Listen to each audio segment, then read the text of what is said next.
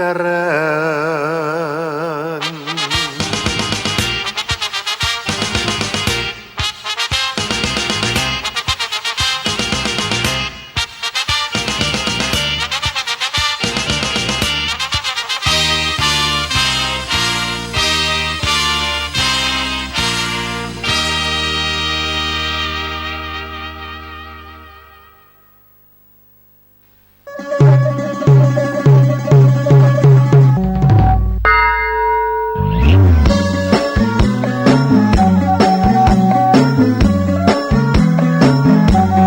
ก้อยฟังเตอะเนื้อทันทั้งหลายกัมพูชาทำนายเหตุการณ์ตั้งนาน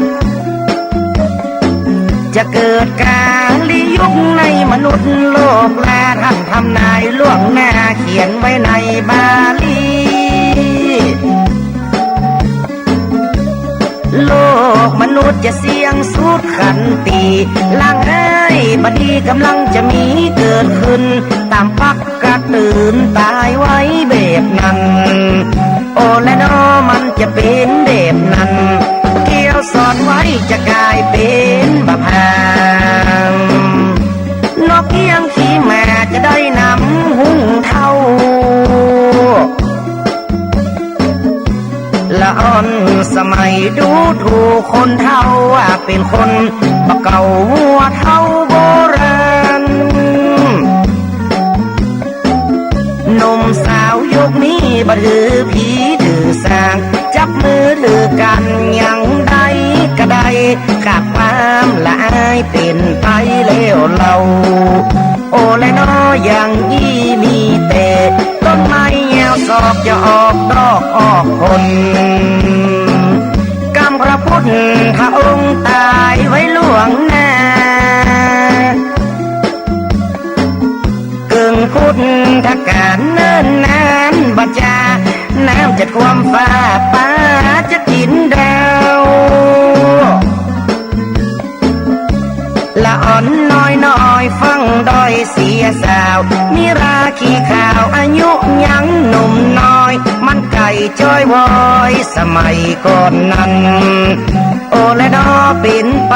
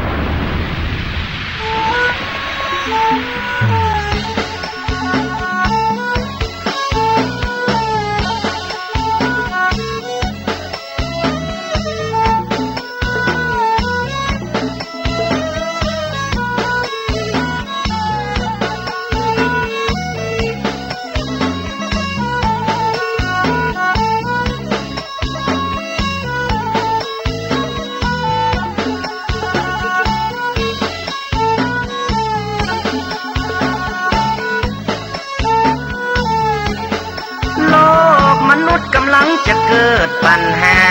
ตามองค์เทวดาได้ตายไว้ดังนั้นอย่ามัวหลงงมงายกับหยดลาบบังเพราะโลกเฮานั้นมันหากเป็นไปองค์เทวดาตันได้มาก้าวไขโลกจะเป็นไฟละไปทุกหย่อมหญ้ามนุษย์โลกาจะปากันเดือดร้อนโอ้และน้อระวังกันไว้พายุลมหายจะปัดย้ายเอาของฝนตกน้ำนองท่วมจองท่วมบ้านแผ่นดินจะไหวหวั่นเฟือนสะท้านดอยเด่นกระด้างจะไหวเฟือนคอนเสือสิงสัตว์ใหญ่จะได้ให้หอนป่าไม้ดงดอนมนุษย์บุกเพียวเป่งหนตั้งเตียวลัดอย่างเป่งลึงโอ้และน้อจะเป็นไปแบบนั้นภูเขาไฟระเบิดเกิดแผ่นดินไหวผู้คนจะล้มตายไปนักบ่น้อยแสงตะวันจะเหลือต่อแสงหิ่งห้อยสัตว์ตัวใหญ่น้อยห้องสนั่นอึดอึงคนจะเกิดเป็นโลกเข่งสึงขาสึงห้อยนองคองบึงเขาจะคมเป่งบ้านตามคำโบราณทำนายกล่าวไว้โอ้และน้อโลกจะถูกแมงแผ่นดินจะแยกแตกลึกเป็นสายเพราะเขาดูสายลากไปก่อสร้างน้ำบ่อตักกินจะโดนทิ้งเป็นแหงต้นนาใหญ่กว้างจะบ่มีงัวควายบ้านเมืองจะเล่งเข้ากาจะแห้งตายต่อไปงัวควายจะได้หายแล้วเจ้ามันจะเหลือกะเงาเขาถ่ายวูบไว้โอ้และน้อจะได้เดือดร้อน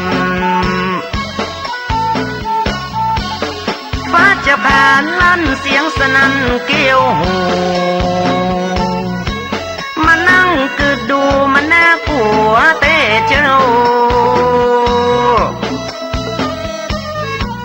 จะเกิดขึ้นเสียงประหลาดอดอ้าวคนบาปนั้นเล่า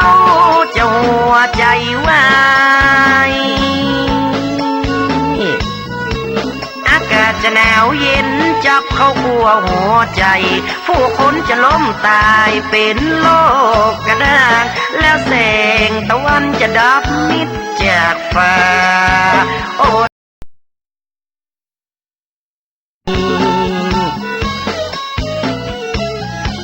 ต้องฟ้ามืดมิดพอ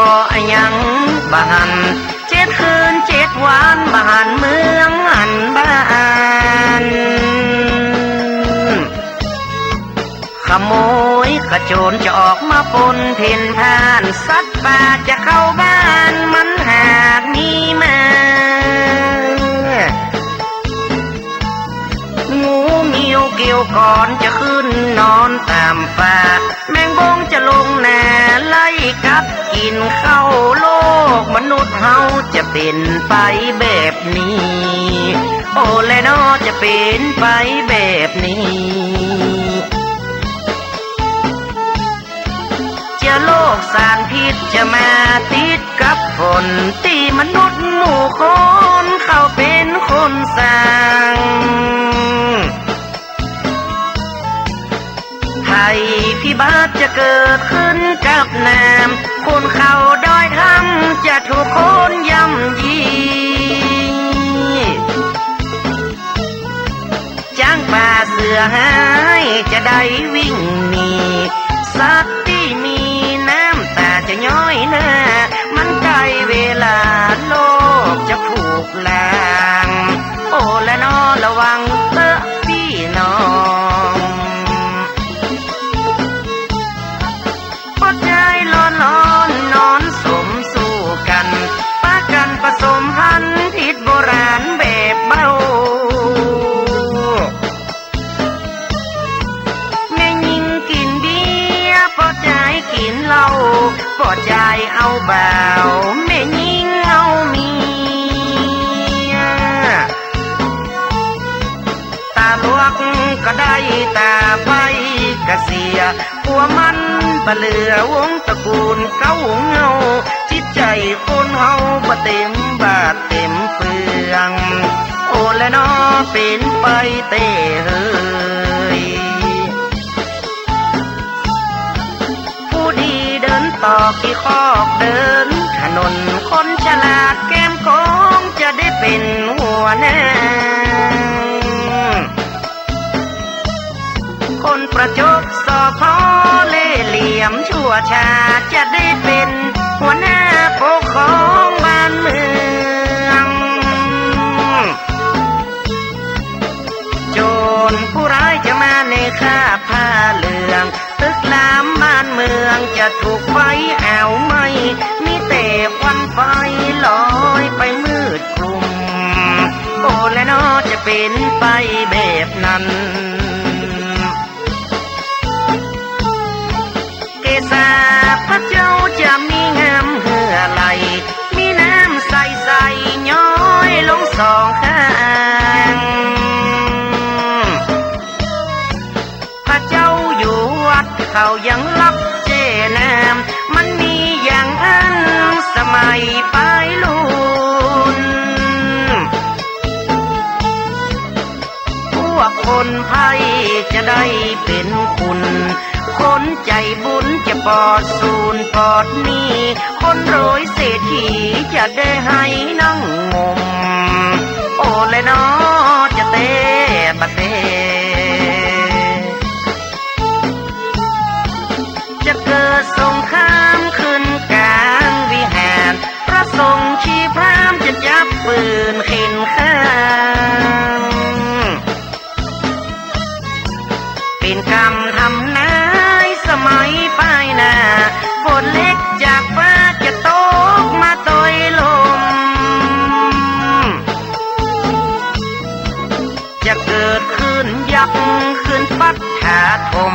ปัดเอาฝูงคนไหลจมน้ำไตประเทศเมืองไทยเกิดเป็นไปแล้วโอ้และน้องหันมาแล้วเราไฟอากาศจะยั่วกลางหาวหน่วยเต้ามะนาวตกลงอ่าวไหมทะเลน้ำแข็งขั้วโลกเหนือใต้ความร้อนอ่าวไหมจะละลายแตกแนวน้ำแข็งเป็นก้อนจะร้อนแตกแล้วโลกจะเปลี่ยนแนวเงียงสะแกงข้างโลกใกล้ตะวันจะเป็นควันจุ้งจุงโอ้และนอระวังกันไว้ยักษ์หินโคกสาบจะลุกมาหมื่นตาคนได้กิเลสน่าจะถูกยักษ์ไล่ฆ่าคนบาปอาธรรมใจดำต่ำจายักษ์จะไล่ฆ่าเหลือกล้าคนบุญ จะละเว้นไว้กับคนจิตใจสูง คนเคยทำบุญกุศลจะปกป้องมันจะเป็นกระดองปกป้องห่อไว้ โอและนอจะเป็นไปแบบนั้น คอนโดจะก้นล้มเพราะแผ่นดินไหว เกิดมาตะไคร่พายุหมุนลมบางภูเขาไฟระเบิดมันจะเกิดไปนาพอเตอะน้องลามันจะเป็นจะได้น้ำจะนองท่วมดิน